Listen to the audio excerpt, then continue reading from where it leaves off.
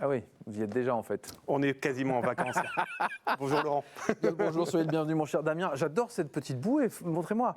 The Frog. Ah, elle est magnifique. Allez, je la mets autour du cou. Ah non, ça ne passera pas. Voilà. Là, éventuellement, c'est parfait pour se protéger du soleil. Alors, dites-nous tout. On part en vacances. Quelques conseils pour partir l'esprit tranquille. L'important de parler de choses sérieuses de manière détendue. Ouais, alors, il est important de se dire qu'aujourd'hui, beaucoup de gens partent en vacances avec leur téléphone portable, leur tablette, voire même leur ordinateur portable. C'est vrai. Et donc, du coup, aujourd'hui, c'est parce qu'on va être dans un état d'esprit de vacances qu'on va laisser un petit peu cette informatique, peut-être éventuellement, plus facilement dans les mains de pirates ou de gens malveillants. C'est-à-dire qu'on est moins vigilant. Ah mais clairement, bah oui, je prends les photos du petit dernier, je vais commencer à aller sur la plage, je vais éventuellement me connecter à des bornes Wi-Fi à droite à gauche. Donc du coup, on s'est fait un petit kit, on s'est fabriqué un petit kit de survie, on va La dire. trousse de secours en quelque sorte. Ah mais c'est super important, bien sûr. Ah, vous avez raison. Alors qu'est-ce qu'il faut, à quoi il faut penser avant de partir? Première chose, c'est idiot, mais fabriquez-vous, créez-vous une adresse mail dédiée à vos vacances. Pourquoi ?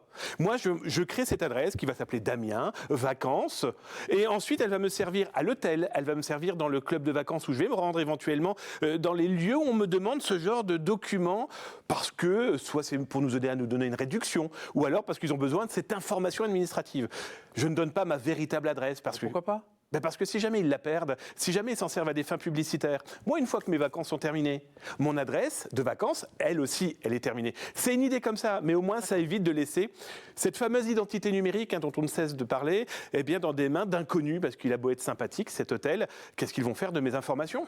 Qu'est-ce qu'on fait avec nos documents personnels ? Alors justement, on a aussi la fourniture, par exemple, de notre passeport. Il y a des hôtels aujourd'hui dans certains pays qui nous réclament notre passeport pour en faire la photocopie. On ne le perd pas de vue. Pourquoi ? C'est comme la carte bancaire.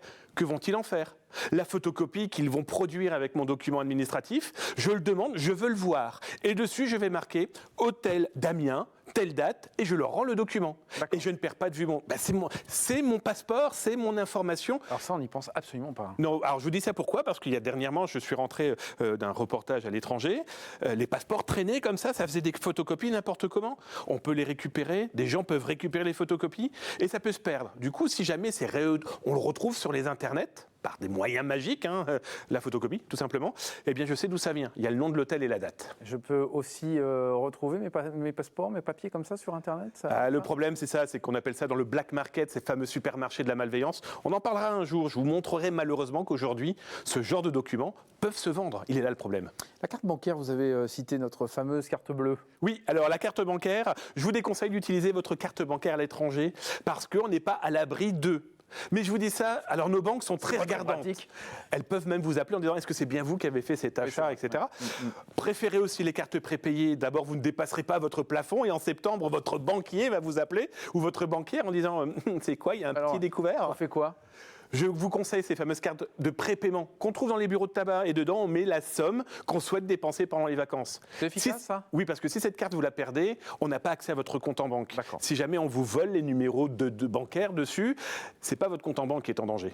Jusqu'à présent, j'ai pas tout bon. Il y a des choses à changer. Pour le téléphone ? Oui, alors le téléphone portable aujourd'hui, c'est quasiment notre troisième main. Je parle pour moi, soyons très honnêtes. Je prends des photos de tout, mais on peut le perdre, on peut se le faire voler. Voilà, comment faire ? Donc, prenez dans votre petit calepin le mode d'emploi de comment le bloquer. Parce que votre téléphone portable, vous allez pouvoir le bloquer. Donc ça veut dire qu'avant de partir, regardez comment fonctionne le processus du blocage du téléphone.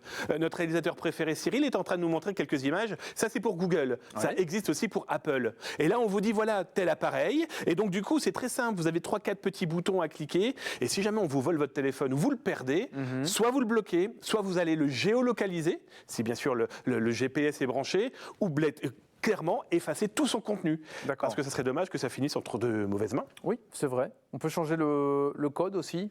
Il est conseillé, parce que il faut mettre un mot de passe sur son appareil, sur tous ses appareils, parce que je le laisse, je vais, je ne sais trop, à la plage, et je laisse mon appareil dans la chambre de l'hôtel ou du camping. Non. Ouais. Alors, cet été, moi, j'aimerais bien regarder mes mails. Oui, eh bien non. J'arrête pas de... Alors, Laurent, je n'arrête pas de le dire. Arrêtez de lire vos mails. Non, alors, pendant les vacances, on peut... de déconnecter. Non. C'est très compliqué, je suis le premier à le dire, mais on ne lit strictement pas ces mails professionnels en vacances et d'autant plus à l'étranger, parce qu'on n'est pas à l'abri d'eux. Et lire ces mails, non, parce que justement, on peut avoir un problème. Alors c'est pour ça que l'adresse mail que j'ai créée aussi pour la famille, c'est cette adresse-là qu'on va utiliser pour se dire tout va bien, les glaces sont formidables, j'ai pris un petit peu de poids, etc., etc. Pas votre genre. Non, du tout, non, non. Mais alors, question, tiens, si par exemple je connecte ma tablette à mon téléphone portable qui, lui, est connecté au réseau classique, Alors on va être sans honnête, risque, pas de vous me problème. taquinez parce que j'arrête pas d'en parler. Non, mais c'est intéressant parce que bon, Non. c'est comment Tout ce qui est Wi-Fi gratuit, Non, mais libre, mon ouvert. Wi-Fi à moi de mon téléphone. Oui, mais non, parce que le Wi-Fi va obligatoirement se connecter soit au Wi-Fi offert par le camping. C'est un peu, c'est pas possible. Non, mais alors il y a des petits outils vachement chouettes, hein. On va en montrer là quelques-uns. Les VPN, vous savez, on en parle souvent. Ouais. Ce sont des petites applications qu'on peut télécharger. Elles sont soit gratuites, ou alors il y a des options payantes. Ça va vous coûter 4 € par mois, donc pour un mois de vacances. Mais l'avantage, c'est comme là on peut le voir, je suis par exemple dans un camping, je suis par exemple dans l'hôtel, ça va chiffrer mes informations, donc ça veut dire que personne ne va pouvoir le lire. Je vais pouvoir donc utiliser le Wi-Fi de l'hôtel sans avoir peur que quelqu'un est capable de lire toutes les informations qui transitent. Un VPN gratuit, oui, non. Oui et non, parce que je me dis que si c'est gratuit, c'est moi le produit, hein, soyons très très clairs. Donc voilà, après tout, à vous de voir. Un petit mot sur les réseaux sociaux. Oui, alors bien sûr, vous êtes beau, vous êtes grand, vous êtes fort, vous avez de superbes cheveux, mais rappelez-vous que, est-ce que c'est en privé ce que vous diffusez? Oui. Est-ce que c'est à la famille? Après tout, à la famille, vous le renvoyez par le mail que vous avez créé. Parce qu'il y a des gens qui sont des professionnels des réseaux sociaux et qui se disent, tiens, Damien est en vacances, eh bien on va refaire le ménage de sa maison. Par exemple. Avant de nous quitter, Oui. vous nous parlez de ce petit fascicule et vous avez 20 secondes. Oui, alors en 20 secondes, j'ai 2 kits pour vous, très importants pour cet été. On n'arrête pas d'en parler, mais c'est indispensable. Les As du Web, à télécharger vers l'adresse que vous allez voir à l'écran. Et aussi cybermalveillance.gouv qui a sorti un kit. Vous le téléchargez dans votre téléphone, dans votre tablette, dans votre ordinateur. Et du coup, le soir, après la belote, en famille, eh bien, vous révisez votre cybersécurité. Vous êtes formidable. Je vous souhaite de bonnes vacances. Merci. À l'année prochaine. Avec grand plaisir. Allez, à tout de suite.